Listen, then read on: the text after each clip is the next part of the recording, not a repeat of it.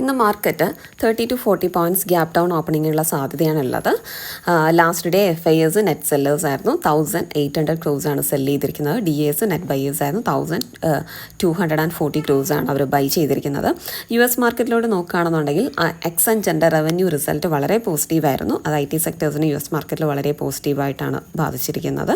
പിന്നെ ഇന്ത്യൻ മാർക്കറ്റിലോട്ട് നോക്കുകയാണെന്നുണ്ടെങ്കിൽ RBI monetary meeting മിനിറ്റ്സിൽ ഇന്ത്യയുടെ ഇൻട്രസ്റ്റ് റേറ്റ് അവർ 6.5 തന്നെ ആയിട്ട്, അതായത് അൺചേഞ്ച്ഡ് ആണ്. US മാർക്കറ്റ് ക്ലോസ് ചെയ്തിരിക്കുന്നത് ഫ്ലാറ്റ് ടു നെഗറ്റീവായിട്ടാണ്. ഇന്നിപ്പം നമ്മുടെ മാർക്കറ്റിലോട്ട് നോക്കുകയാണെന്നുണ്ടെങ്കിൽ IT സെക്ടേഴ്സിന് ഒരു നെഗറ്റിവിറ്റി ഉണ്ട്. ബാങ്കിങ് സെക്ടേഴ്സ് ADR ക്ലോസ് ചെയ്തിരിക്കുന്നത് മിക്സഡ് ആയിട്ടാണ്. നമ്മുടെ മാർക്കറ്റിൽ എന്നാലും ഒരു പോസിറ്റീവ് ട്രേഡിനുള്ള സാധ്യതയാണ് എന്നുള്ളത്.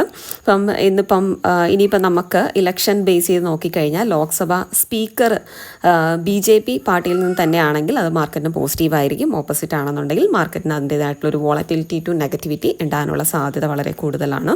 ഇപ്പോൾ ഗ്ലോബൽ മൊമെൻ്റ് നോക്കിക്കഴിഞ്ഞാൽ ഒരു പ്രോഫിറ്റ് ബുക്കിംഗ് മാത്രമാണ് നടക്കുന്നത്. ബാക്കി നോക്കിയാൽ പോസിറ്റീവാണ്. ഇപ്പോൾ GST കൗൺസിലിൻ്റെ മീറ്റിംഗ് ഇമ്പാക്റ്റ് നോക്കിക്കഴിഞ്ഞാൽ റെയിൽവേ സെക്ടേഴ്സിന് വളരെ പോസിറ്റീവാണ്. അപ്പം അതുപോലെ തന്നെ നിഫ്റ്റിയുടെ ഒരു സപ്പോർട്ട് ലെവൽ 23,000-ഉം 23,300-ന് താഴെയാണെങ്കിൽ നെഗറ്റീവുമായിരിക്കും. ബാങ്ക് നിഫ്റ്റിയുടെ നെക്സ്റ്റ് റെസിസ്റ്റൻസ് ലെവൽ 52,200 ആയിരിക്കും. സപ്പോർട്ട് 51,000.